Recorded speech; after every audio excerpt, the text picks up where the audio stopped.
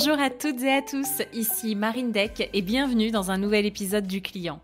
Ce podcast est dédié au cœur de nos entreprises, nos clients. Et ma mission, c'est de vous faire découvrir l'envers du décor de la relation client dans des grandes et petites entreprises, mais aussi dans plein de secteurs d'activité très différents. L'objectif pour vous, c'est d'identifier au travers de ces épisodes des astuces, des idées, des réponses à vos enjeux du moment afin d'améliorer votre relation client. Pour celles et ceux qui ne me connaissent pas encore, je suis Marine Deck, entrepreneur. Depuis 2 ans, j'anime ce podcast, ce qui m'a amenée à devenir conférencière, mais aussi à créer la boîte à outils du client, qui est la première plateforme pédagogique dédiée à l'expérience client.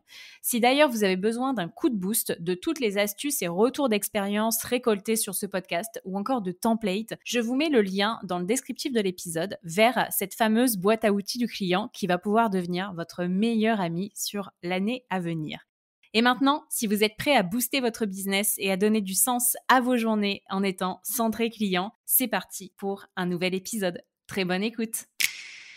Bonjour à toutes et à tous. Bon alors aujourd'hui, je suis ravie de recevoir Jean-François Porte. Bienvenue Jean-François. Bonjour Marine. Bon, écoute, tu es le cofondateur de Edgar Opticien. J'ai l'impression, à chaque fois, je dis je suis ravie, etc. Mais en plus, je suis vraiment ravie à chaque fois, mais je suis d'autant plus contente de pouvoir échanger avec toi parce que je trouve que ce que vous faites, c'est juste génial et j'ai hâte d'en savoir plus. Et puis je suis ravi aussi d'être avec toi ce matin et aussi d'être en tant que Tourangeau et d'être ensemble et de pouvoir parler ce matin en tant que Tourangeau, c'est sympa. Mais oui, écoute, c'est très chouette. Bon, alors, est-ce que tu peux me faire un petit rappel? Alors, moi, je sais, mais nos auditeurs et auditrices ne savent pas. Qu'est-ce que Edgar Opticien? Où est-ce que vous en êtes? Alors Edgar Opticien est une histoire qui a commencé il y a 20 ans, en 2001. Avec Julien, mon associé, on a ouvert notre premier magasin à Tours. Exclusivement orienté marque de lunettes créateur. Donc ça ne veut pas forcément dire original. Hein. Ce sont souvent des familles qui dessinent, pensent, fabriquent et nous vendent en direct leurs montures. Et derrière, on a tout un système d'exclusivité, de produits en exclusivité dans nos villes. Et 20 ans après, aujourd'hui, on a 21 magasins, environ 190 collaborateurs. Et voilà, et puis on continue notre petit développement dans les grandes villes de France. Prochains magasins qui vont bientôt ouvrir, c'est Marseille et en début d'année et Le Havre en décembre. Ok, hyper intéressant. Voilà. Et alors, quelle est la place que vous donnez à l'expérience client? Alors la place qu'on donne, elle est très très très très forte parce qu'aujourd'hui, c'est ce que je dis. Moi, j'ai bossé pendant 10 ans en magasin, mais ça fait maintenant plus de 10 ans que je suis plus en magasin. Avec Julien, mon associé, on manage le groupe, on dirige le groupe, et aujourd'hui, je suis toujours très motivé, et toujours autant dynamique sur notre groupe, parce que le matin, j'arrive à mon bureau et je pense à 2 choses, nos clients et nos collaborateurs. Voilà les 2 seuls axes très importants sur lesquels on travaille au quotidien. Comment on fait pour que nos collaborateurs se sentent bien chez nous et aient les meilleures conditions de travail possibles et soient fiers et heureux de travailler. Et nos clients, voilà, pour moi c'est l'essentiel, parce qu'on a un super métier, métier d'opticien. On est à la fois commerçant, professionnel de santé, mais depuis 20 ans, on n'a jamais oublié la partie commerçante. C'est-à-dire qu'aujourd'hui, accueillir son client, lui apporter du service, l'accompagner dans ses choix, dans son travail, dans plein de sujets, et c'est tellement important. Et quand je visite les écoles d'optique et je leur dis aux futurs opticiens, je leur dis, mais vous savez, hein, un client qui pousse la porte d'un opticien, à la base, c'est qu'il a un souci, c'est qu'il ne voit mal. Il a un problème sur un de ses 5 sens. Et nous, les opticiens, on est là pour régler et ajuster ce problème. Donc c'est topissime. Les gens viennent chez nous ils viennent chez nous pour se faire plaisir, mais ils viennent surtout d'abord en poussant la porte en disant, je vois mal. Aidez-moi à mieux voir. Donc il est génial ce métier, c'est super quoi. Et en plus, si derrière on peut y mettre des belles lunettes, des super verres optiques, et en plus vivre une expérience sympa, humaine et chaleureuse, on a tout gagné quoi. Et tu penses que ça te vient d'où cette affinité, je dirais? En Parce fait, qu'il y en a qui l'ont pas, hein, tu vois, faut qu'on se non. le dise, Non, hein. non, non, non, il y en a qui l'ont pas. Mon associé a été très fort, un très bon commerçant. Moi, j'ai mis plus de temps, mais j'étais plus timide. Je suis plus timide dans la relation humaine. Et en fait, dès le début, je me suis dit, mais comment je fais pour aller chercher mes premiers clients? Comment je fais pour rentrer en contact? Et je me suis vite rendu compte d'un truc, c'est que j'avais ma petite marotte à moi, c'était, je commençais à raconter une chose sur ma vie perso dans la vente, tout doucement au début. Je commençais à raconter un truc. Et en fait, les gens, quand ils s'aperçoivent que la personne en face se livre un peu, il y a tout de suite un rapport d'honnêteté, de transparence qui se met en place, et les gens se disent waouh. Et à ce moment-là, ils n'attendent qu'une chose, c'est se livrer eux-mêmes. Et après, ben en fait, et je suis un peu curieux aussi moi derrière. Et du coup, ben moi j'adorais ça. Et dans la vente, ben, tous mes clients ils se livraient, ils me racontaient leur vie. Et moi ça me faisait kiffer.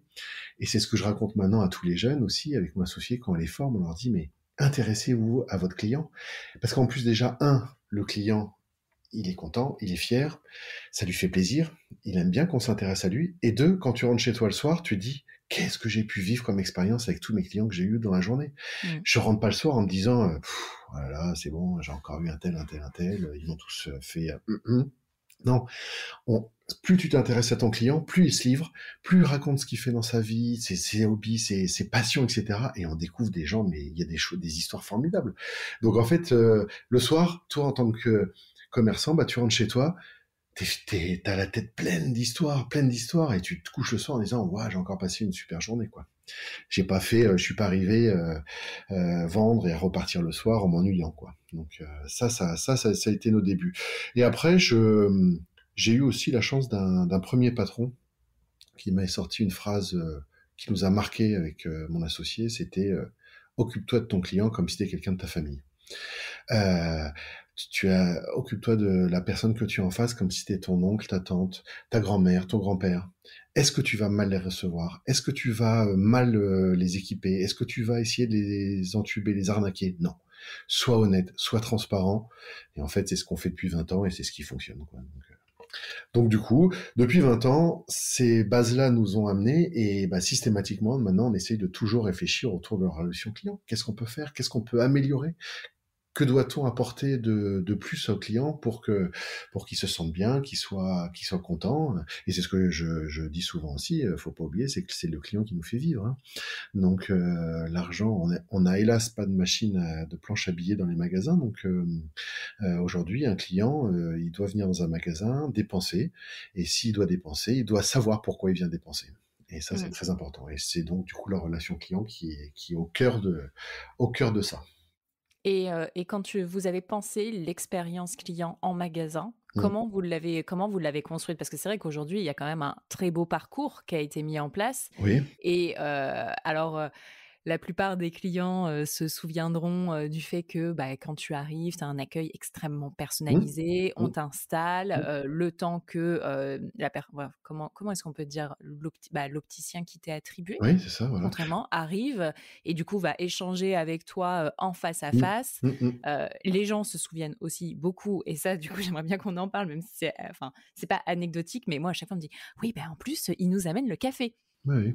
Non, mais ben, Oui, voilà. oui, ça paraît simple, ça paraît bateau l'histoire du café, mais ça joue beaucoup. Ça crée du lien, ça crée du lien. Et encore, le café, nous, on l'apporte systématiquement, c'est-à-dire Ouais. que on, voilà. Alors après, pour revenir au début de ta question, comment ça s'est construit? Je pense que ça s'est construit, comme je te disais tout à l'heure, sur une base d'honnêteté, de transparence et de simplicité, et de vraiment d'honnêteté avec notre client. Jamais, jamais on a arnaqué nos clients, jamais on a voulu. Moi, j'ai pas dans ma tête avec mon associé, on n'a pas des dollars qui tournent à chaque fois qu'un client rentre en se disant combien de chiffre d'affaires je vais faire. C'est pas ça l'important. L'important, c'est de bien accueillir et de prendre son client et de l'amener jusqu'au bout. Et lui, il sera fier. Et en fait, on est parti de ce constat-là, honnêteté, transparence, et au fur et à mesure, et ben à chaque fois, on rajoute des petites choses. Et comment on rajoute des petites choses? Il y a quelques années, il y avait un de nos partenaires qui nous disait vous êtes très fort, Julien et toi, vous êtes deux éponges. C'est-à-dire que moi aujourd'hui, dès que je me balade, je visite un centre-ville, je vais faire mes courses, je détecte tous les petits points de contact importants, qu'ils soient négatifs ou positifs. Et ça, c'est quelque chose qui est chez moi extrêmement fort, c'est-à-dire que je deviens une éponge, je rentre dans une boutique, je regarde, j'observe, j'analyse, je prends, et derrière, dans le cerveau, c'est ce qu'on dit, on est une éponge et quand tu presses une éponge, l'eau ressort. Et en fait, à un moment, je ressors et on ressort à la Edgar. C'est-à-dire qu'on se dit, tiens, j'ai détecté ça, c'est topissime. Qu'est-ce que je peux faire pour le ramener chez nous? Et c'est sans arrêt des petites additions de choses que j'ai détectées ailleurs, où j'ai vécu. Parce que tout d'un coup, je rentre dans un magasin, j'ai quelqu'un qui m'a sorti une phrase, waouh, je me dis waouh, elle est dingue. Et ben voilà, on la prend, on la digère et on l'éponge et on la remet à notre sauce à la Edgar. Et c'est comme ça qu'on s'est construit depuis 20 ans, quoi. Ouais, c'est hyper intéressant parce que tu vois, je trouve que c'est aussi l'objectif du podcast et c'est ce que je dis aux auditeurs quand on échange. C'est, bah, en fait, l'idée, c'est que vous alliez vous inspirer d'autres et Mm, que vous identifiez. Et parfois, t'auras beau écouter un épisode, j'en sais rien, tu vends des chaussures, ça sert à rien d'écouter des épisodes sur des gens mm, qui vendent des chaussures. Va écouter mm, plusieurs épisodes, en fait, et prends des tips et essaie mm, de les répliquer dans mm. ton entreprise. Et donc, en fait, ce que tu es en train de me dire, c'est que concrètement, au début, vous n'avez pas fait appel à Non, un non, non. immense cabinet de Ah, conseil, non, non, non, etc., qui non, vous a dit, bah, on va non, non. mapper la surface de vente comme ça, etc. Et il y a un truc très important, Marine, c'est, et on continue 20 ans encore après de le faire, on dit à nos collègues, parce qu'en fait, être commerçant, c'est un métier qui paraît simple, en fait, qui est dur, parce que de 9 heures du matin jusqu'à 19 heures, il faut que tu sois aimable, souriant et toujours à disposition de ton client. Sinon, t'es pas un bon commerçant. Et t'as pas le droit d'avoir des sautes d'humeur, t'as pas le droit d'être de mauvaise humeur, d'être fatigué, parce que le client, il vient et il attend en face d'une personne qui l'accueille et qui s'en occupe bien. Et ça, c'est important. Et ça, c'est la base du commerce. Et on ne peut pas être un bon commerçant si on ne prend pas ça. Et le sujet, c'est, je leur dis aux collègues, ils sont là, on leur explique qu'il faut être dans l'accueil, tout ça, c'est très bien. Mais eux-mêmes, quand ils deviennent clients, ils passent à côté des choses, ils se rendent pas compte. Et je leur dis, mais ouvrez les yeux, vivez vous-même les expériences. Quand vous sortez de chez Edgar, vous allez faire vos courses, vous allez vous balader le midi, vous allez acheter une robe, un sac, un jean. Regardez comment on vous accueille, regardez l'expérience que vous vivez. Et ils se rendent compte qu'en fin de compte, bah, il y a beaucoup de gens en France, bah, le commerce, c'est pas si simple, hein, on se fait mal recevoir, on a l'impression qu'on va déranger, soit la vendeuse est en train de faire ses points noirs dans le miroir ou jouer à Candy Crush sur son téléphone et on se dit, oh là là, je vais déranger. Et à ce moment-là, on n'a pas envie de dépenser une carte bleue, on n'a pas envie de dire, tiens, bah, parce que c'est insupportable ça. Et moi, je leur dis, vivez cette expérience aussi en dehors. Et à ce moment-là, vous comprendrez que, bah, voilà, ramenez ça dans votre métier, ramenez ça dans votre quotidien. Et nous, on leur dit, ayez aussi, alors ça, c'est en lien avec notre métier, mais on leur dit beaucoup, baladez-vous avec des ordonnances et allez voir nos concurrents. Regardez les expériences chez nos concurrents, positifs, négatifs. Et c'est ce qui nous permet d'être toujours meilleurs et de toujours se construire et toujours se dire, on vise l'excellence et on vise le service maximal. Voilà. Ok, ok, très clair. Et donc, si on revient à ce parcours, donc Mm. aujourd'hui, demain, je pousse la boutique de Edgar, qui est Ouais. juste à côté de chez moi. Mm. Concrètement, qu'est-ce qui se passe et quelles sont les étapes clés pour le client? Alors, qu'est-ce qui se passe? C'est lié vraiment à notre fonctionnement et à notre ADN fort. On a une particularité chez Edgar, c'est de plusieurs particularités, donc des emplacements de centre-ville. On a une autre particularité, ce que je te disais tout à l'heure, c'est qu'on a des montures, 95% de nos montures sont en exclusivité de créateurs. Alors, colorés ou plus classiques, peu importe, mais on travaille avec des vrais fabricants de lunettes, des vrais créateurs de lunettes, hein, et pas des grosses marques du grand public qu'on voit partout. Et l'autre énorme particularité qu'on a chez nous, c'est qu'aucune monture est exposée. C'est-à-dire que toutes les lunettes sont rangées dans les tiroirs. Ce qui fait qu'aujourd'hui, un client qui pousse à la porte d'Edgar ne peut pas être balancé face à un mur en disant « Ah bah madame, les lunettes pour femmes sont là, vous m'appelez quand vous avez fait votre choix ». Puisque tout est rangé, on a automatiquement un accueil qui est très poussé, puisque de toute façon, la porte s'ouvre, on va tout de suite accueillir, et un opticien doit prendre en main tout de suite le client. Et à ce moment-là, l'emmène vers une table de vente et on s'assoit et on passe à la phase qu'on appelle la phase anamnèse, c'est découverte des besoins du client. La phase anamnèse. L'anamnèse. Ok. L'anamnèse, c'est d'aller chercher les besoins de son client, c'est-à-dire à partir de l'ordonnance, parce que nous, les clients viennent avec une ordonnance souvent. On a l'ordonnance, mais nous, on a besoin de savoir qu'est-ce qu'ils font dans la vie, Mm. quel métier, quel hobby, quelle activité ils peuvent faire, etc. Parce que ça va jouer sur les types de verres, les types de montures. Il y a plein de choses comme ça. Et en fait, cette phase, comme je reviens à ce que je disais tout à l'heure, bah, cette phase de découverte, ça doit être aussi une phase où on crée le lien avec son client. d'où le café, d'où le temps très important. On va pas parler de mutuelle, on va pas parler de prix, on va pas parler de choses qui nous polluent, on va parler de c'est quoi ton besoin? C'est quoi votre besoin?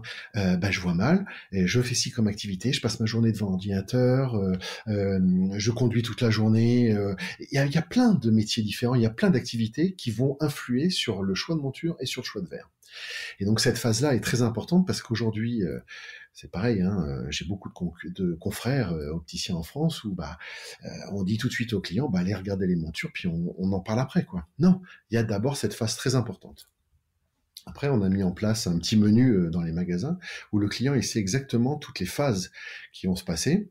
On va avoir la phase après du coup de choix monture où l'opticien va après cette anamnèse et va partir dans les tiroirs et lui-même aller choisir beaucoup de lunettes, va revenir, va faire des allers-retours plusieurs fois jusqu'à temps de choisir ensemble la belle lunette qui nous plaira, qui va plaire au client, qui va plaire à l'opticien. Ils ont des Et consignes sur le non. nombre de lunettes qu'ils doivent, Ah qui doivent amener? Parce que donc, oui. pour que les auditeurs se projettent, Mm, mais en mm, fait, mm, ils mm. arrivent avec le Et bras voilà. chargé Exactement. de montures. Ouais, le bras de lunettes. Non, ça peut être 2, 3 bras de lunettes, ça peut être des centaines de montures. On a beaucoup, beaucoup, beaucoup de montures. On a plusieurs milliers de montures Ouais. dans les magasins. Et c'est ça la force, quoi. Et c'est chouette parce que, en plus, et nous, ce qu'on aime faire, c'est un modèle, systématiquement dans les magasins est décliné dans plusieurs couleurs. Donc, le client, en plus, a la possibilité de dire, j'aime bien ce modèle et la possibilité d'essayer plusieurs couleurs du même modèle. Donc, ça, c'est génial. Et, oui, il y a des consignes. C'est surtout pas amener 3, 4 lunettes. Non, non, c'est faire vivre cette expérience de waouh, quoi. Il y a un effet waouh dans le choix monture, hein, et qui est très important. Et après, on se termine, on va se mettre debout, on fait appel à des collègues, même les clients dans les magasins se conseillent. Il y a une telle relation dans les magasins qu'il y a une telle ambiance qu'à un moment, quand il y a des gens qui sont en phase de, de finalisation de leur choix, il y a souvent le voisin ou la voisine qui moi j'aime bien celle-là, oui vous en pensez quoi, etc. Donc ils se prennent en photo de ça. Il y a vraiment, c'est chouette. Après on part sur toute la partie plus technique, et là on va revenir sur le côté très intéressant de notre métier qui est professionnel de santé. Donc toujours pareil, à aucun moment on a encore parlé prix, etc. Parce que alors, le prix sur les montures est affiché, donc les gens savent à peu près le prix de la monture. Mais avant, on va parler des verres, donc on va partir faire des prises de mesure, des examens de vue. On passe systématiquement tous nos clients en salle d'examen de vue, juste pour remontrer ce que l'ophtalmo a prescrit, mettre en situation, parce que souvent l'ophtalmo a fait les choses, mais c'est important aussi de montrer au client ce qu'il va réellement voir en situation réelle. Donc on leur met aussi des lunettes d'essai, ce qu'ils peuvent aller voir dans la rue, etc. Et après, on a des machines maintenant des machines Essilor avec des grandes technologies pour faire des bonnes mesures de verre. Et on pousse loin, et après on retourne à table, et puis là on va parler devis. On va aller parler du devis une fois que tout le métier a été mis en place. Voilà. Ça, c'est très important sur notre expérience client. C'est qu'aujourd'hui, on ne dit pas bonjour monsieur, bonjour madame, c'est quoi votre mutuelle? Vous voulez dépenser combien? C'est pas ça. C'est bonjour monsieur, bonjour madame. On sait très bien que vous venez chez nous parce que vous avez un besoin visuel qui est très important. Nous, notre métier d'opticien, ça va être d'aller choisir la belle lunette, la plus belle, la plus sympa, celle qui va vous plaire, d'être fier de porter ça toute la journée. Parce que je rappelle une chose, hein, une monture, c'est quand même le seul objet que l'on porte pendant 2 ans, du matin jusqu'au soir. Et on n'a pas la possibilité de changer, sauf si on a plusieurs montures. Souvent, les Français disent « Oh là là, l'optique, c'est cher ». Ah oui, et combien de paires de chaussures vous achetez par an? Combien de sacs? Combien de foulards? Alors qu'aujourd'hui, le seul objet qu'on met le matin et qu'on enlève le soir, tous les jours de sa vie, c'est la monture. Donc pourquoi il faudrait que ça soit un truc pas cher et de mauvaise qualité, alors qu'aujourd'hui, il nous faut une bonne lunette qui puisse tenir 2 ans, parce qu'aujourd'hui, avec la loi, c'est une monture tous les 2 ans, une belle lunette bien fabriquée, en plus, si elle est chouette et elle nous fait une bonne tête, c'est gagné. C'est topissime, quoi. C'est génial. Et on est fiers de ça. Et les gens vous disent en plus, waouh, c'est sympa tes lunettes. Et c'est ça qui fait notre force aujourd'hui. Tu vois, tout à l'heure, tu me parlais de tips, etc.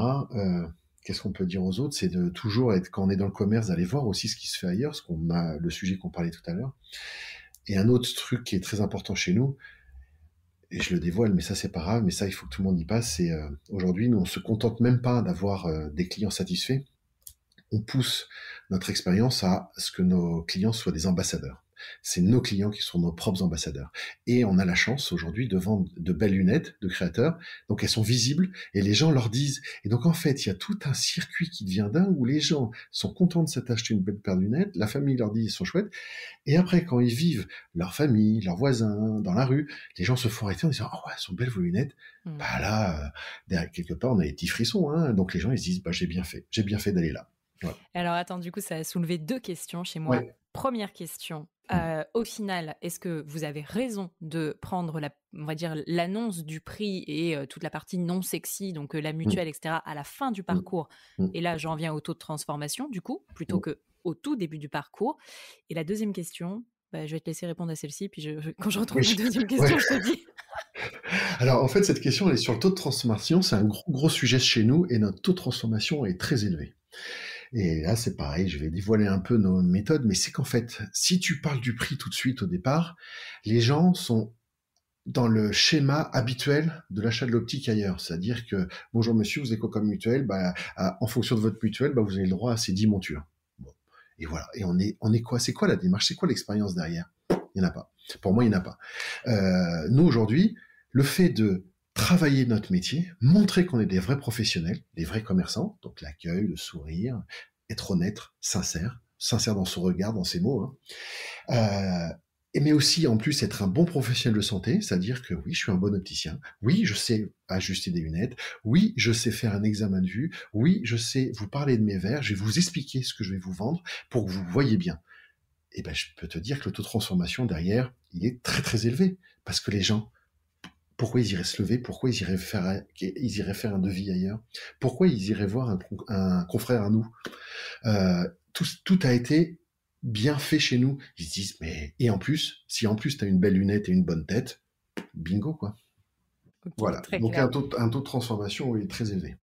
Modèle économique, et pourquoi est-ce qu'on n'a pas lancé, parce qu'au final, tu as parfaitement raison sur si tu prends le prix de ta monture divisé par le nombre de mois, etc., sur lequel tu vas l'utiliser, pourquoi est-ce qu'à un moment, on n'a pas pensé à faire de l'abonnement, de l'abonnement dans l'optique? Parce qu'en fait... Tu vois, mensualiser le truc, oui, quoi. alors ça commence il y a plusieurs enseignes qui commencent à le proposer. Ça va arriver, je pense. Ça va. Mais en fait, il faut savoir un truc, c'est qu'on est le pays au monde le plus subventionné sur l'optique.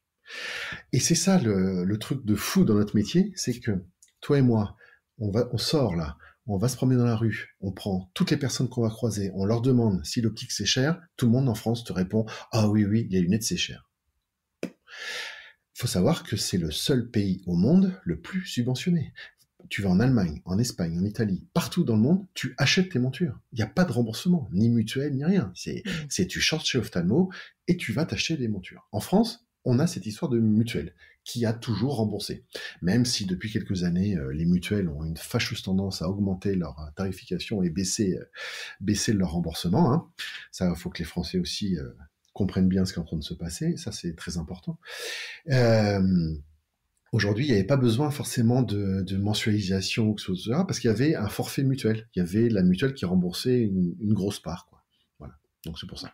Mais ça va changer. Comme ça change, vu que les remboursements partent vers la baisse, ça va peut-être permettre d'aider. Il y a les paiements 3-4 fois et la mensualisation, ça va arriver. Ouais. Ok, ça marche. Et donc ensuite, si on continue effectivement le parcours, qu'est-ce qui se passe? Est-ce que là, donc, on dit que le client, du coup, est reparti avec sa paire de lunettes finalisée. Qu'est-ce qui se passe ensuite? Et parce que du coup, il a sa paire de lunettes pendant 2 ans. On n'a plus de nouvelles de lui pendant 2 ans? C'est ça. C'est exactement ce qui se passe depuis de nombreuses années. En fait, et c'est chouette parce que là, on a une nouvelle génération d'opticiens et même beaucoup d'enseignes en France réfléchissent à tout ce parcours client. Avant, il y a quelques années, la génération d'opticiens avant la mienne, c'était du travail facile, les gens venaient acheter, on se posait pas trop de questions, puis c'était tout simple. Aujourd'hui, on est beaucoup d'opticiens, on est 13 000 en France, beaucoup d'enseignes, beaucoup d'offres.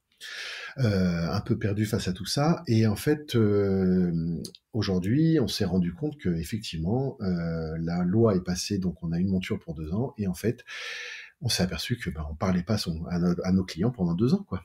Et c'est fou. Donc là, nous, depuis 2-3 ans, on travaille énormément de points d'impact auprès de nos clients. Et c'est pas fini, on n'a pas fini. Ce que nous on appelle notre parcours contact client, c'est le PCC chez Edgar, c'est le parcours contact client. C'est pendant 2 ans, bah, lui parler et lui dire qu'on est présent déjà, on est toujours là pour lui. Donc aujourd'hui, et forcément, on n'a pas. Edgar est une enseigne premium, hein, je l'ai pas dit tout à l'heure. Hein, on vend des lunettes un peu plus chères que chez des low Mmh. costers, forcément, hein, parce Lié au que créateur lié aussi, aux enfin créateurs, à l'offre. une majorité de fabrication française, donc effectivement le coût est un peu plus supérieur que des lunettes fabriquées en Chine, hein, chez les confrères. Euh, et en fait, bah, derrière ça, le prix est peut-être un peu plus fort, mais il y a un service qui est irréprochable chez nous et qui est le temps de la durée de vie de l'équipement. Non, mais c'est clair. Mais ça, les gens oublient des fois et osent pas non plus. Donc nous, on va leur dire de temps en temps par différents moyens, SMS, mail, appel téléphonique aussi, hein. On est aujourd'hui, on a deux standardistes, deux téléopératrices dans le groupe qui toute la journée appellent certains clients qu'on a choisis pour des raisons, voilà. On va les appeler pour leur rappeler les services, de possibilités de venir ajuster la monture, de passer, nettoyer, changer les petits patins là au niveau du nez. Ça se change assez souvent. Et il y a plein de sujets comme ça. Donc en fait, c'était il y a 3 ans, un, un monsieur qui est professeur à Caen dans le marketing. On était en pleine conférence. Il était client chez Edgar, sa femme aussi, et puis il fait une pause. Il fait une pause dans sa conférence. On était assis derrière un bureau, et puis il fait une pause. Tout le monde va fumer sa clope, boire un café, etc. Et moi, je reste sur ma table. Je sais pas pourquoi. Et il vient me voir. Il me dit, avec mon associé, il vient nous voir. Il nous fait, vous savez que je suis client chez vous. Ouais, oui, très bien. Et il me dit, ma femme aussi, mais je pense qu'elle viendra plus chez vous. Et là, alors moi, j'ai un peu de mal avec ce genre de. Forcément, ça me poupe les poils qui se hérissent. Qu'est-ce qui peut se passer? Pourquoi votre épouse, qui était cliente chez nous, ne viendrait plus? Et ça, c'était il y a 3-4 ans. Ouais.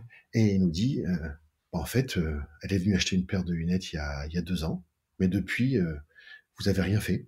Du coup, je suis sûr qu'elle vous a oublié, et je suis sûr qu'un jour, elle aura envie de s'acheter une paire de lunettes, elle marchera dans la rue, elle verra un opticien, elle rentrera, elle s'achètera un truc. Alors que vous seriez en contact assez régulier avec elle, eh ben vous oublierez pas, et le jour où elle pensera à refaire une paire de lunettes, elle viendra chez vous. Donc c'est ce qu'on a mis en place depuis 3-4 ans. On a mis beaucoup de petits points de contact.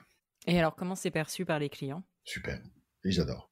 Ils adorent parce qu'en fait, nous, dans une de nos valeurs dans le groupe Edgar, c'est l'humain. Alors c'est vrai que c'est une valeur qui est un peu galvaudée en ce moment parce que beaucoup de gens ont mis cette valeur dans leur statut en disant l'humain, l'humain, l'humain, on est un groupe humain, on est un groupe humain, ouais, sauf qu'il faut savoir le faire, l'humain. Et nous, au travers d'une téléopératrice, il y a le côté humain, chaleureux. C'est-à-dire qu'on va appeler les gens en direct. Et c'est pas un mail qui arrive sur des milliers de mails ou des centaines de mails par jour. Hein. Toi et moi, on connaît. Hein. Notre boîte mail est inondée de soit de contacts, soit de demandes de renseignements, etc. Et là, en fait, on a une personne qui, toute la journée, va appeler en direct. Et il y a ce côté très fort humain. Elle se présente avec son prénom. Bonjour, je suis Priscilla. Et en fait, c'est ce côté très chaleureux et les gens ils disent mais c'est chouette quoi et ça rassure et on se dit bah je comprends pourquoi l'expérience client elle est poussée jusqu'à là quoi. Et elle a une formation en optique, Priscilla, par exemple? Ou pas Alors, forcément? pas forcément, non, non, au contraire, même, c'est pas une formation en optique, c'est une formation en relations humaines, en formation. Elle est là pour écouter les besoins des gens. Et elle est maintenant avec l'avantage des outils informatiques, c'est qu'en direct, elle voit la fiche du client. Donc à distance, hein, dans le magasin, elle sait quel magasin, quel opticien s'est occupé d'elle, et s'il y a le moindre petit truc à régler, en direct, en live, elle peut prendre un rendez-vous avec son opticien en direct dans le magasin. Et OK. l'opticien est mis au courant immédiatement en disant Madame Marine vient d'appeler, j'ai eu Marine, rendez-vous pris mercredi prochain à 14h pour tel problème ou telle question. Voilà. Et elle a son rendez-vous pris avec son opticien en direct. Vous utilisez quel CRM chez Edgar? Ah bah là, on est en train de changer. Là. On est en train de changer et en fait, on est en train de changer pour prendre un nouveau CRM professionnel. Parce qu'on Et a pourquoi du coup vous changez? Enfin, c'est intéressant, même si tu donnes pas les noms, c'est quoi la motivation? la motivation, c'est qu'en fait, nous, on a un en fait, nous, on a un logiciel en optique qui est particulier. On peut pas avoir des logiciels de commerçants classiques. C'est-à-dire Ok. que nous, en fait, notre logiciel métier doit gérer à la fois notre stock, mais doit jouer à ça, en même temps gérer les catalogues de verres de nos fabricants de verres. Et ça, c'est pas simple. En fonction de chaque ordonnance, tu vas chercher un type de verre particulier. Donc, en fait, il y a que 5-6 logiciels en France qui existent. Et en fait, là, on bascule de logiciel pour aller chercher un logiciel qui est plus fabriqué sur le CRM que celui qu'on avait. Pour justement gagner du temps encore dans la relation client, quoi.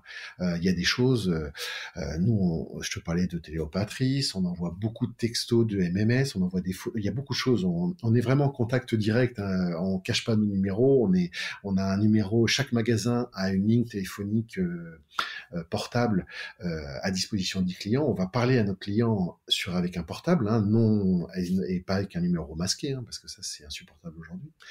Et en fait, notre CRM va nous apporter le nouveau vers lequel on migre là, va nous apporter plus d'outils, mail, etc., de contact.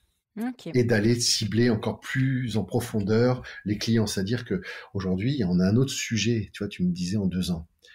Mais aujourd'hui, je m'appelle Jean-François, je fais des lunettes chez Edgar, je suis content. Je suis un grand fan de ski. Pourquoi tout d'un coup, je viens pas apporter à mon client en direct de l'information sur des équipements spécifiques pour le ski? Aujourd'hui, ça coûte pas très très cher d'avoir des masques de ski ou des masques de plongée, c'est pas hors de prix. Et quel bonheur d'avoir un masque de ski ou un masque de plongée à sa vue. Mais bon, ça, on n'a pas tellement les gens sont pas au courant. Donc c'est ça notre idée, c'est d'aller encore plus apporter de l'info, non pas pour faire du démarchage, c'est pas ça, mais c'est qu'en fait, si on t'apporte de l'info, on a tous des besoins. Et c'est un des 5 sens, comme je dis, la vue, c'est très important.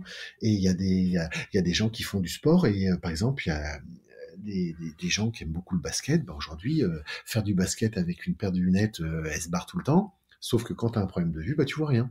Mm, Et ça, bah, tu sais pas où aller chercher ça. Et ben, c'est à nous d'aller apporter toutes ces infos aux clients, comme les lentilles, comme tout ça. Tu penses que du coup, le nouveau CRM va Oui. permettre Mm. du coup de renseigner ce type d'informations? Parce qu'il est vrai que lorsque on a rendez-vous chez Edgar, tu vois, Mm. bah, on échange quand même énormément d'informations. Mm. Effectivement, moi, on m'a demandé qu'est-ce que vous faites dans la vie, etc., Mm. machin. Et Mm. tu te dis, bah, est-ce qu'à un moment, vous allez être en mesure de C'est renseigner ça. ces informations-là dans le CRM pour me pousser pour faire de l'upsell ou du Mm. cross-sell, C'est quoi, ça, bien concrètement? sûr, bien sûr. Ok. Sans faire du démarchage horrible avec Mais des non, mais offres, etc. Mais c'est vraiment aller répondre aux besoins de Marine. Mais c'est pour Voilà. m'accompagner Voilà, c'est ça. tout au long de ma vie. Donc, C'est ça. typiquement, je vais déménager au soleil. Si tu as des lunettes de soleil pour quand on fait du yoga, Hmm. ça peut être pas Mais mal. c'est ça, voilà, Ben c'est voilà, ça. bah, très très Et c'est ça, très bien, exactement. Bon, écoute, c'est donc vos axes, là, c'est les prochaines étapes, je dirais, On est dedans. Hmm. sur l'expérience Hmm. client. J'aimerais qu'on parle de l'expérience collaborateur, parce que du coup, grosse actu en Hmm. complément de l'expérience collaborateur, c'est que vous êtes passé entreprise à mission. Exactement. Et la Bravo, première, bravo. première entreprise d'optique à mission en France. Et voilà, donc ça c'est un sujet qui est travaillé chez nous depuis plus d'1 an et demi, 2 ans. Mmh. Grâce à la loi Pacte, qui était une loi qui permet la transformation des entreprises, dans cette loi Pacte a été créée l'entreprise à mission. Et c'est vraiment se dire, une entreprise est là pour vendre, acheter, revendre, euh, payer des salaires aux collaborateurs et faire aussi du bénéfice. Ça, c'est le but d'une entreprise, toute entreprise, quelle qu'elle soit. Euh, et là, aujourd'hui, l'entreprise à mission nous permet de rajouter dans les statuts d'entreprise, de ne pas occulter la partie financière et de l'entreprise, mais d'y rajouter dans les statuts tout un pan en lien avec la RSE. Ne pas oublier, en 2021, aujourd'hui, de dire qu'une entreprise a aussi une mission au niveau social, sociétal et environnemental. Et donc c'est là, nous on est parti sur ce chemin-là. C'est vraiment pour moi un super chemin parce que on a du coup inscrit dans nos statuts notre raison d'être, notre mission, rendre fiers et heureux nos collaborateurs et nos clients en vivant l'expérience Edgar chaque jour. Donc derrière ça, aujourd'hui, chaque décision qui doit être prise dans le groupe doit se rapporter à cette mission. Tout doit être axé autour de son client. Comment toute action, toute décision qui est prise en groupe doit être en lien avec est-ce que ça fait vivre une expérience avec notre client, est-ce que ça fait vivre une expérience à nos collaborateurs. Mais une bonne expérience, hein, bien sûr. Et donc du coup, à travers, on a déposé ça dans nos statuts, notre mission, elle est inscrite au statut, et en plus, on a inscrit 3 grands axes avec des objectifs qu'on va devoir travailler pendant 2 ans, là. Il y a un premier pan sociétal, c'est-à-dire qu'on va aller au-devant des populations qui n'ont pas la possibilité en France d'aller se faire des lunettes ou d'aller voir un ophtalmo, de faire... voilà, parce qu'aujourd'hui, il y a une population qui est ciblée par les associations qui n'a pas cette possibilité-là. Donc en fait, ce n'est pas de ramener les populations chez Edgar, c'est pas ça, c'est nous, on va aller au-devant d'elles. Faire du dépistage visuel, voire même aller équiper ces populations qui n'ont même pas la CMU, voilà. Donc ça permet aussi de, voilà, ça c'est un pan. Il y a un deuxième volet qui va être travaillé très fortement, c'est tout autour de la marque employeur et donner du sens au travail de chaque collaborateur. C'est bien beau dire que c'est super de travailler chez Edgar. Edgar, c'est des super beaux magasins, une super ambiance, on fait des fêtes, on fait des séminaires, tout va bien. Mais c'est aussi d'aller vérifier que nos collaborateurs sont bien chez nous. Et aujourd'hui, c'est ce que je disais, j'avais encore une réunion autour de ce sujet-là ce matin, c'est ces nouvelles générations de jeunes qui arrivent dans le monde du travail sont vraiment en quête de sens. Sont vraiment en quête. Moi, j'ai 50 ans, je viens d'avoir 50 ans. Quand j'ai eu terminé mes études, que j'ai eu du mal à faire, j'étais pas un doué dans les études. Quand t'arrivais, tu sortais de tes études, tu disais, je vais postuler dans un magasin et je vais chercher un employeur qui va tout m'apprendre. Et tu disais, je vais rentrer par la petite porte et l'entreprise va m'apprendre. Aujourd'hui, les jeunes ne sont pas comme ça du tout. Hein. Les jeunes disent, OK, l'entreprise doit m'apprendre, mais moi, je vais vous apporter aussi autre chose. Et moi, je veux vivre. Je veux avoir une vie à côté. Je veux pouvoir avoir des idées aussi, apporter des choses à l'entreprise et vivre et donner du sens à tout ça. Et donc, c'est génial parce que à travers l'entreprise à mission, ça nous permet aussi d'avoir cet axe vers nos collaborateurs et d'aller travailler, de vraiment chercher à ce que redonner du sens à tout ça. Et le troisième volet, c'est redonner un peu les lettres de noblesse à notre métier. Alors ça, à travers de la formation, etc. Et aller au contact des écoles, des jeunes. Ça fait 3-4 ans que je donne des cours dans une école d'optique à Paris. Je vais donner une petite conférence de temps en temps au BTS d'optique, etc. Et on s'aperçoit que les jeunes, sont un peu perturbés parce que ce métier, il a été malmené, le métier d'opticien, il a été malmené dans les médias. On nous a traités de voleurs, de menteurs, de voleurs. Aujourd'hui, ces problèmes de mutuelles ont bousillé un peu notre métier en disant, au lieu de s'intéresser à son client, c'est d'abord on s'intéresse à sa carte mutuelle avant de s'intéresser à ses besoins. C'est complètement fou, quoi. Et là, aujourd'hui, un peu notre politique, c'est d'aller les voir, d'aller parler à ces jeunes et leur dire qu'on a un méga super beau métier. Il est topissime et vous allez vous éclater dans ce métier. Vous allez prendre plaisir à faire ce métier. Et là, alors, souvent, quand j'ai fini mes petites interventions, j'en ai toujours 10-15 qui viennent me voir en me disant, monsieur, il n'y en a pas beaucoup qui parlent comme ça du métier d'opticien. Hein. Je dis, oui, parce qu'en fait, voilà. Donc on a envie de redonner du sens aussi auprès des jeunes et d'attirer des nouvelles compétences, quoi, et attirer les jeunes vers ces métiers-là, quoi. Ok. Et tu penses que les collaborateurs aujourd'hui chez Edgar, ils sont heureux de travailler chez Edgar ? On fait en sorte que oui, ça je pense. On a fait un super événement il y a un petit mois, là, après un salon, on a fait un énorme événement, on a fait la fête parce que c'est important aussi, grâce à cette période qui enfin... on ne sait pas trop où on va quand même, mais on a pu refaire un événement en physique et ça leur a fait du bien. Oui, je pense qu'ils sont heureux. Pourquoi ? Parce qu'en fait, ils savent qu'aujourd'hui, Julien et moi, systématiquement, on réfléchit à leur donner de la meilleure condition de travail. On n'accède pas à toutes leurs demandes, on ne peut pas. Mais au moins, on met en place, et puis depuis un an aussi, juste avant Entreprise à Mission, on était sur le chemin d'entreprise apprenante aussi. Et on va continuer, c'est-à-dire que entreprise apprenante aussi, c'est en France, on met en place des groupes de travail. Il y a des managers, il y a des opticiens, il y a des responsables lentilles, il y a des responsables enfants. C'est des groupes de travail sur souvent 3 ou 4 sujets, notamment l'expérience client, hein. Et ces groupes de travail ont une autonomie assez forte et ils nous proposent. Et après, l'ensemble des managers votent pour un des sujets ou pas et on met en place. Donc c'est ça qui est chouette aussi parce que ça contribue aussi à donner du sens au travail. C'est qu'il y a des opticiens chez nous, ils savent que bon, on les écoute et quand ils ont des idées, bah, cette idée, si elle est bien, elle peut être mise en place. C'est pas T'as un exemple d'idée qui a été mise en place, qui aurait ah été bah soulevée là, lors de ces ateliers? là, ça paraît bête, hein, je t'en dis une, parce Non, il y en a plein, mais on s'est aperçu que, bah, on a tout le service café, hein, qui est très important chez nous, mais on servait pas d'eau, on proposait pas simplement de l'eau et de l'eau filtrée.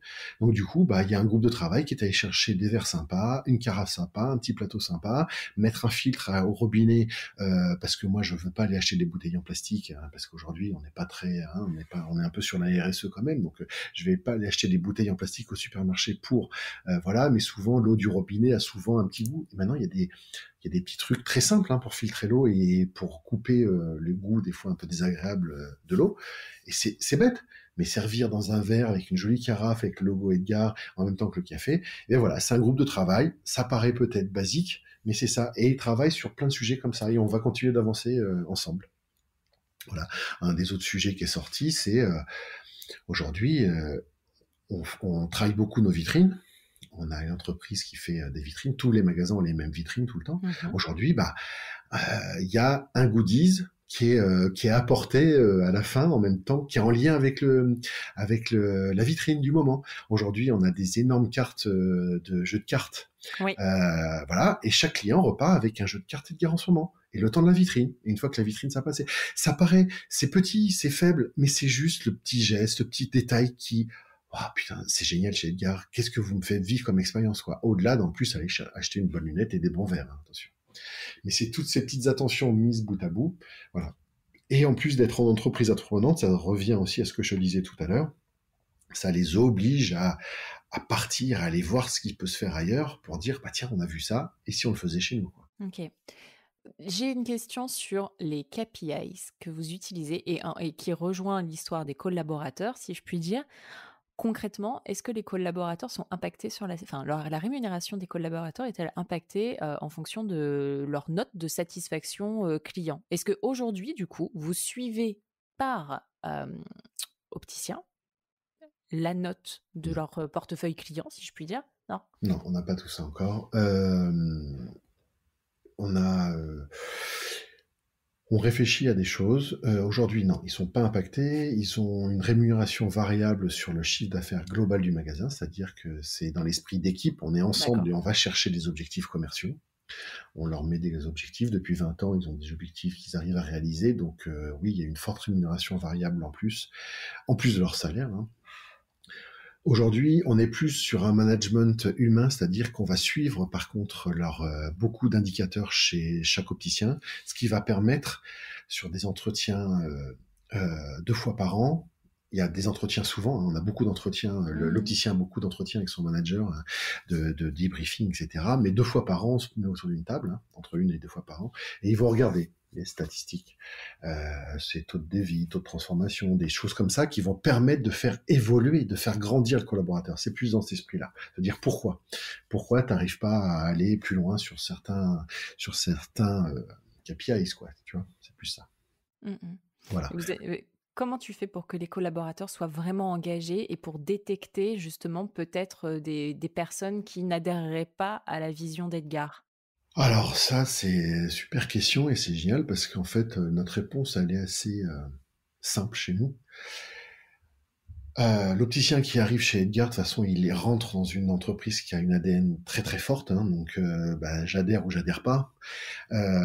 Souvent ceux qui bah, s'en vont d'eux-mêmes, hein, et voilà, ils n'ont pas besoin de démissionner, ils s'en vont d'eux-mêmes en disant bah moi c'est une ambiance qui est trop forte, il y a trop de travail ou il y a trop d'implication avec le client. Il y a des gens qui aiment pas ça, quoi. Donc bah eux ils s'en vont d'eux-mêmes, hein.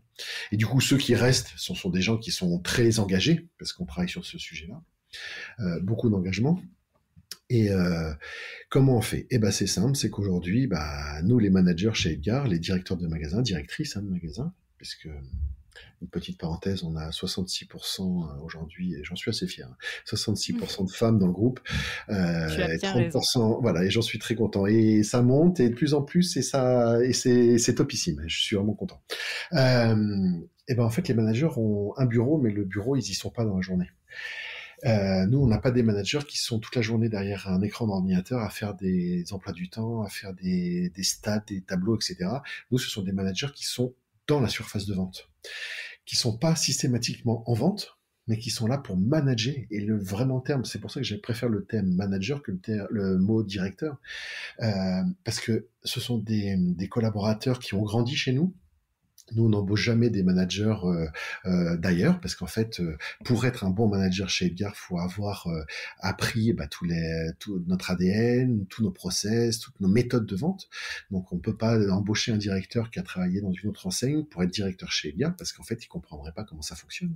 Et les collaborateurs seraient perdus. Donc, nous, ce sont toujours des gens qui ont grandi chez nous. Au bout de 2, 3 ans, 4 ans d'expérience, euh, ils se forment et ils deviennent managers, manageuses. Et pour être au plus près de ses collaborateurs, rien de tel que d'être à leur côté. Et en fait, il y a tout un process qui est très très fort sur le débriefing. Et en fait, les managers détectent les choses et s'ils entendent, on leur dit d'être toujours à l'écoute, les oreilles grandes ouvertes dans leur magasin.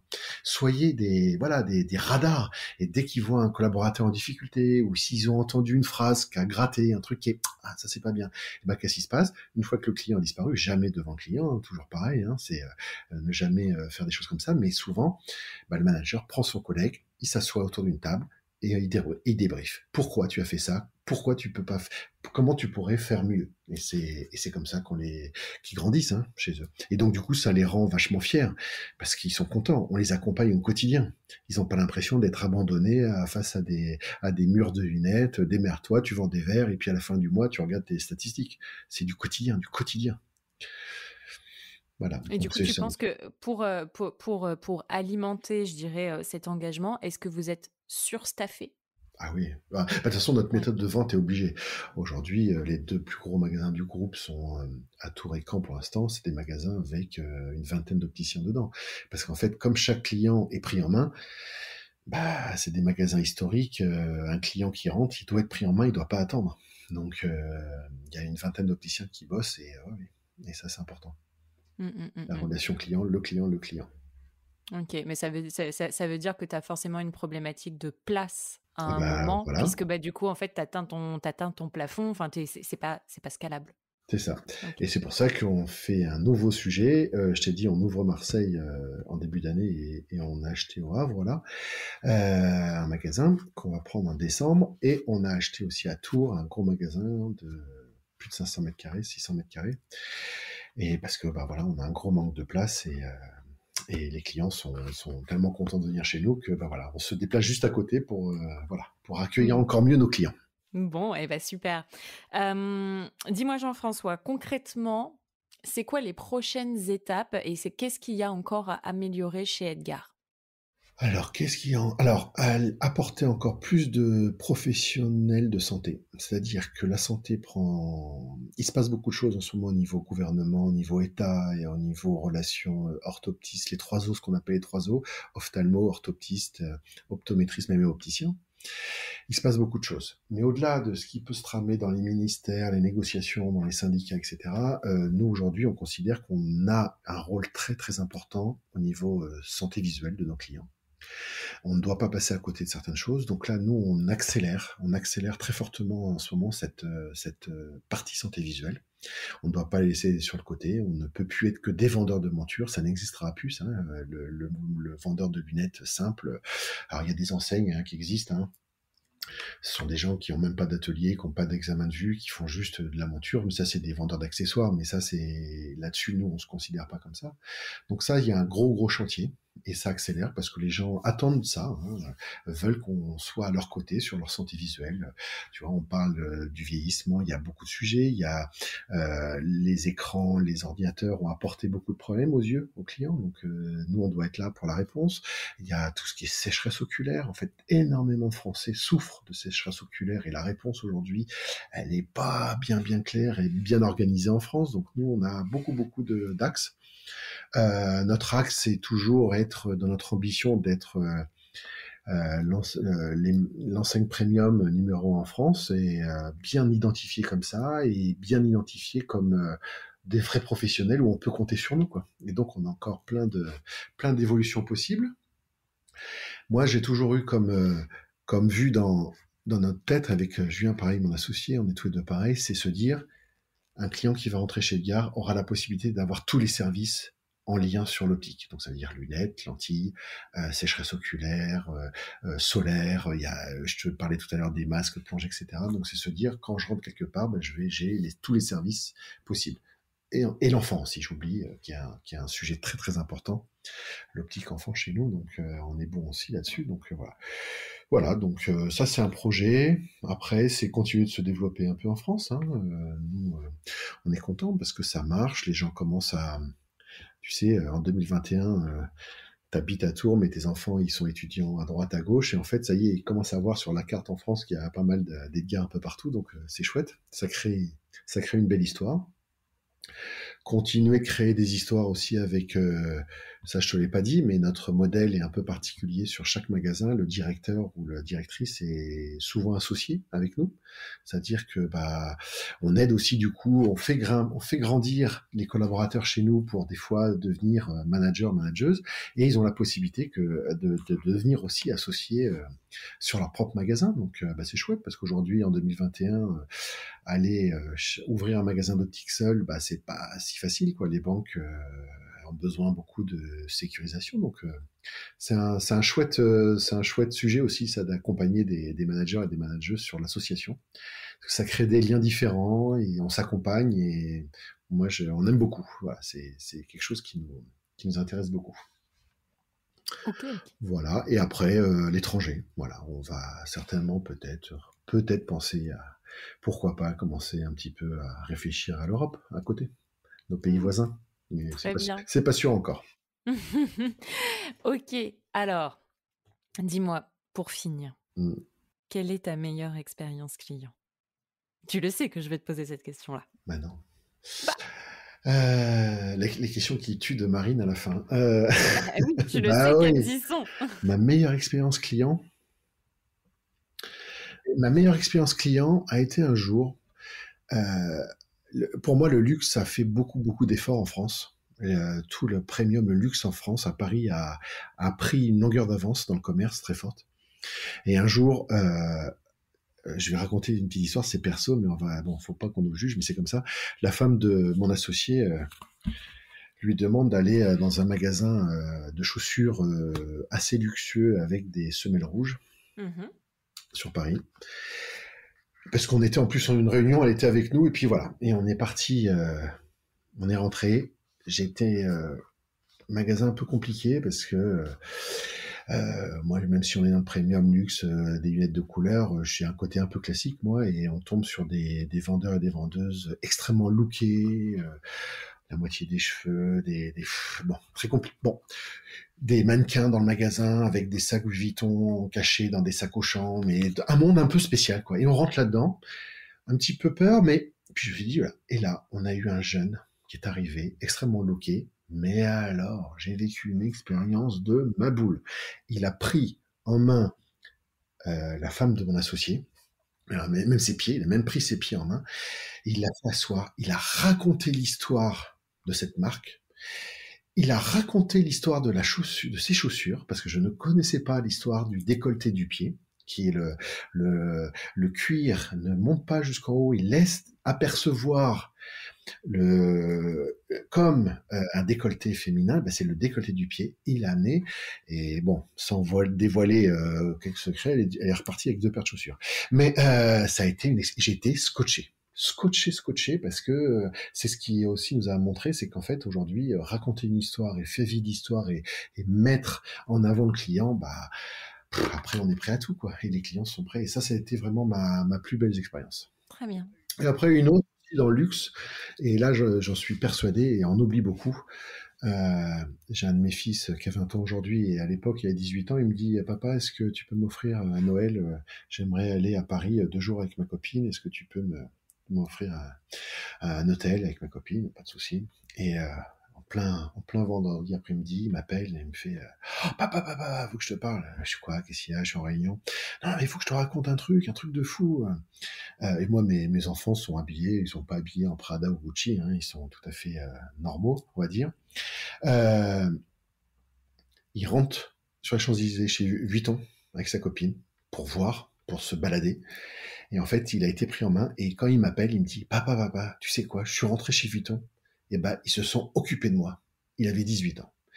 Et c'est dingue parce que c'est ça le commerce. C'est pas parce qu'un gamin de 18 ans qui rentre avec un sac à dos sur le dos, oh là là, bon d'accord, ok, il va rien acheter, lui, c'est bon, on s'en occupe pas. Mais non, ils se sont occupés de lui pendant une demi-heure. Il a rien acheté, hein. Je suis persuadé que mon fils, avec son premier, son deuxième ou son troisième salaire, je sais pas, un jour, il reviendra dans chez Vuitton et il dépensera de l'argent. Et ça, j'en suis sûr. Parce qu'il aura été impacté par cette marque et par l'histoire. Donc c'est pas moi qui l'ai vécu, mais j'ai vécu au travers de mon fils, et c'est ça le commerce. C'est ne pas juger et apporter un service de fou, accompagner ces personnes, et on les marque, et ils sont fiers de revenir après un jour. Ah, je suis tout à fait d'accord avec toi. Et alors, quelle est ta pire expérience client? Oh, la pire expérience client, ça a été, j'en ai deux, c'était une fois dans le sud de la France, dans une ville très touristique. On mangeait dehors avec mes enfants. Et en fait, la serveuse... Alors, ça a été à la fois deux expériences drôles. La serveuse vient nous dire «Oh là, j'ai entendu que vous étiez assez loin à pied. Je voulais juste vous dire, prenez pas de dessert, il y a un orage énorme qui arrive si vous voulez rentrer.» Ah ben, on était surpris. Effectivement, l'orage est arrivé. On a même... Bon, on était trempés, mais très bien. Et du coup, on n'a pas pris de dessert. Donc, c'était très sympa de cette vendeuse. Donc, on l'a remerciée. Et en partant, l'orage n'était pas encore arrivé. On passe devant un glacier. Il était 22 heures. Un glacier, tu sais, les glaciers qui ont leur frigo qui est à moitié sur le trottoir, là, pour montrer Ouais. les parfums. Et puis, mes enfants, papa, est-ce qu'on peut avoir des glaces? Est-ce qu'on peut avoir des glaces? Je dis, ok, d'accord. En mangeant, comme ça, on mangeait nos glaces en rentrant. Et ils s'arrêtent devant le truc, il restait plus beaucoup de parfums, mais mes enfants t'en ont regardé. Et là, la vendeuse, elle ne bouge pas. Elle sort pas, elle ne bouge pas de son truc. Et elle était encore ouverte, hein, puisque c'était... Et là, au bout d'un moment, je prends la clenche de la porte, je rentre, je fais bonjour madame, j'essaye d'avoir un sourire, un petit peu agacé quand même. Je dis excusez-moi, mais est-ce qu'on peut avoir des glaces ou pas? Parce que mes enfants aimeraient bien avoir une glace. Et là, elle me regarde et me fait oui, bon, bah d'accord, mais de toute façon, il y aura que les parfums qui restent, hein. Il y aura pas autre chose, hein. Et là, j'ai regardé, je fais mais je vous ai pas posé cette question-là. Mes enfants veulent des glaces, ils sont pas idiots, ils ont vu qu'il restait plus que vanille, chocolat et fraises. Mais ils vont pas vous demander autre chose. Parlez-moi autrement, quoi. Je lui dis, est-ce que vous êtes là pour... Et ça, c'est terrible, parce que c'est ça le mal du commerce, c'est ça le mal français. C'est d'aller envoyer chez son client, alors que elle est ouverte, elle est là pour travailler, moi je viens dépenser de l'argent, cet argent va lui permettre de vivre. Et ben voilà. Et ça a été pour moi... Ah bon, je l'ai demandé. Et une autre fois aussi dans un restaurant où on était pareil, en train de manger, et puis la serveuse qui arrive, et puis qui ne regarde pas, qui prend les plats, qui se barre. Et donc je me suis levé, je suis allé voir le serveur. Et puis je lui dis, bon ben gros, nous on n'a pas le droit de boire, nous chez vous, dans votre restaurant on boit pas, parce que votre serveuse, au-delà de pas être gentille, de pas être agréable et de même pas nous regarder, nous demande pas ce qu'on veut boire, quoi. Donc, et ça c'est terrible, c'est aller au-devant de son client, être agréable et aller chercher les besoins de son client. Ça c'est des expériences, mais il y en a tellement. Et alors, du coup, dernière question, Jean-François, Oui, et Marine. après, je te laisse vaquer à tes occupations. Qui est-ce que tu aimerais entendre parler d'expérience client sur ce podcast? Vas-y, fais ta wishlist, c'est le moment. Bah, tu vois, j'ai été très impressionné par un de tes derniers podcasts avec la directrice du RER. Isabelle Garcia, secrétaire générale. Ouais. Mais tu vois, j'ai pas un nom, mais j'aimerais entendre quelqu'un dans le luxe. Ce qui m'impressionne, alors forcément, ils ont une force financière très importante, hein, parce que bon, mais en même temps, j'aimerais aller entendre quelqu'un qui travaille sur la relation client dans le luxe, parce que c'est un peu en lien avec ce que je te disais, l'expérience de mon fils, etc. Et j'ai pas de nom, parce que là-dessus, je connais personne, mais d'aller trouver des personnes qui pensent et qui vont commencer à réfléchir le retail dans 5 ans, 10 ans. Tu vois, j'en suis sûr qu'aujourd'hui, dans le luxe, ils ont cette capacité à déjà penser, imaginer le retail dans les prochaines années. Désolé, j'ai pas de nom à te donner, mais ça serait ce créneau-là, quoi. Ouais, et le sujet du luxe, c'est qu'en fait, tout est ultra confidentiel. Et pour Ouais. le peu de fois, en Mmh. fait, on a essayé de faire des épisodes avec Mmh. des marques de luxe, des Mmh. maisons de luxe, Mmh. c'est très compliqué puisque ça remonte à la com, au DG, tout Mmh. le bordel, machin, pour que ce soit validé. Et en fait, leur discours est extrêmement Ouais, verrouillé. millimétré. Et Mmh. exactement. Et donc, en fait, bah, c'est pas que tu apprends rien, mais Ouais. concrètement, à un Ah oui, moment, on a envie de savoir ce qui se passe vraiment derrière. Mais d'accord. je comprends ta frustration et Mmh, mmh, mmh, mmh, on mmh, mmh. adorerait faire ça.